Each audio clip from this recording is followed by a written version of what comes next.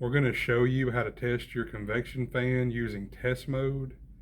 And for all your test modes for all your different LG products, you go to lgrepair.com, hit the test mode button, enter your model number. Our model number is LSIS6338, and it is a FE at the end of that, but when you're using this website, leave those last letters off. That's just color. So it tells us our test mode format. We're going to select it, and here we get our button combination to enter test mode and our steps to follow to go through and check the different items that we want to check. So looking at our test mode for this model, it tells me to hold 4 and 6 at the same time, and this is with the unit in off position. Nothing, no cycles have been started or anything. Hold 4 and 6. If you see a blank screen like that, it means there's no error codes. The first check is an error code check. If you had an F code here, you would use the error code website or the service manual to look up if it's an F9, if it's an F7, whatever that code may be, to get a definition of what that code's telling you. But our unit has no error codes.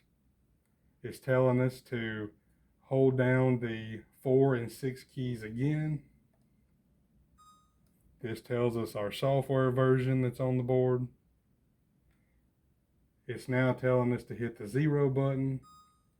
This is getting us ready to start running the individual components.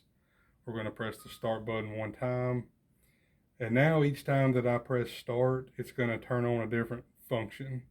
So there'll be a chart like you see here, and it tells you that number 1 is going to turn on the broil element. Number 2 is going to be convection element and convection fan low. That's where we want to get. So I'm going to hit this twice. And if you saw that, the convection fan just kicked on and is running on low speed. Our third step, our convection fan is going to go to high speed. I definitely heard an increase in speed. So we have now verified using this simple test mode that our convection fan is functioning fine.